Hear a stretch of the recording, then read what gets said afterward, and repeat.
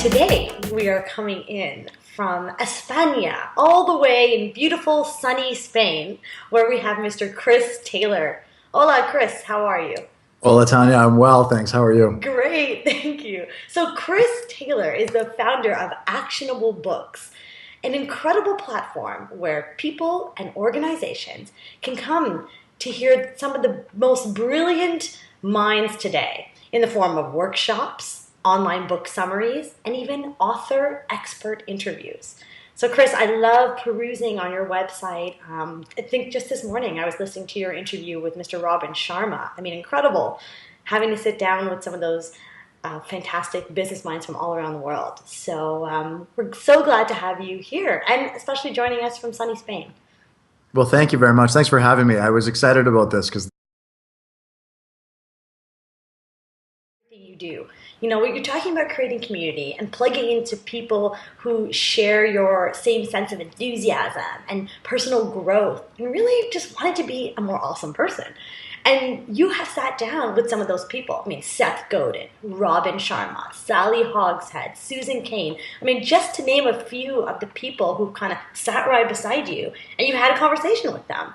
So sometimes those, you talk about those names and it can be a little bit intimidating. Like, well, how do I connect with people like that to be part of my community? And how do you share the same level of growth and enthusiasm, but what's the first step? How do I actually reach out to them? So would you mind telling us, maybe share a story or tell us from your experience, how'd you get the guts to reach out to people like that and have incredible conversations with them?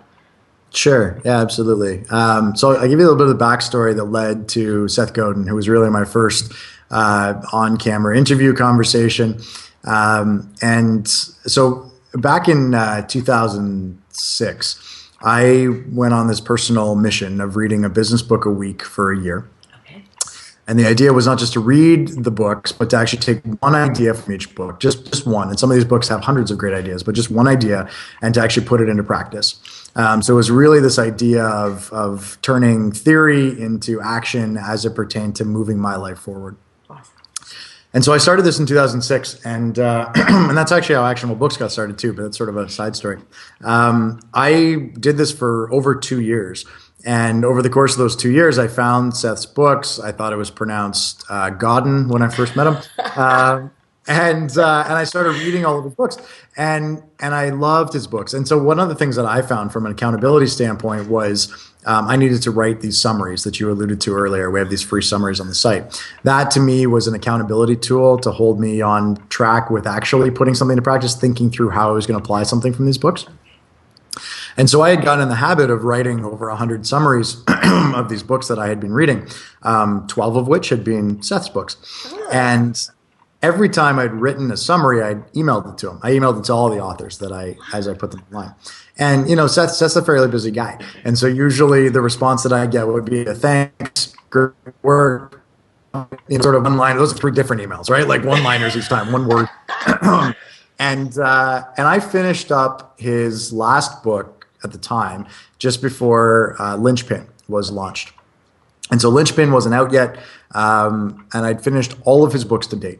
And I sent him an email, and I just said, I've been sending you these emails. Here's a list of all the summaries that I've done of your books.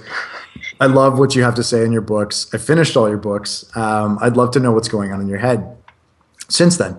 And so was wondering if I came down to New York, would you be open to a video interview to talk about what's been going on in your head since? And it was sort of serendipitous timing where he was launching Linchpin a few months later.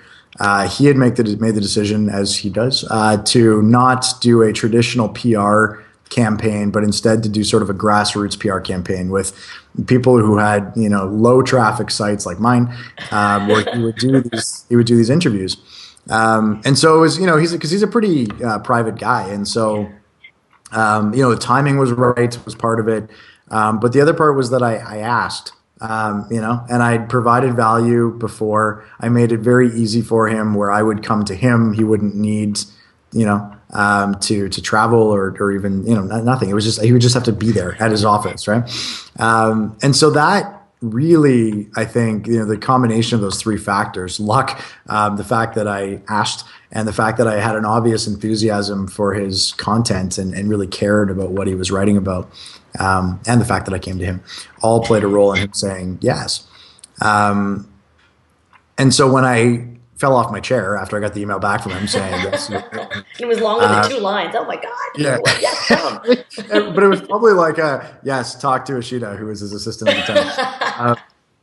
And so then I started scrambling. I thought, well, what other authors do I really like in New York since I'm going anyway? And Gary Vaynerchuk had just written the book Crush It. And so I emailed Gary and said, hey, now Gary is the opposite of Seth, where Gary will say yes to everything, especially, this was 4 years ago, so especially back then. And so I ended up having interviews with both of them in the same afternoon in two different parts of New York. I can only imagine the adrenaline high on that afternoon, like, wow, Gary and Seth. And I'd never driven in New York, and I rented a car, and I'm going up to, so it was the whole thing. My wife came with, she was my fiance at the time, my girlfriend at the time.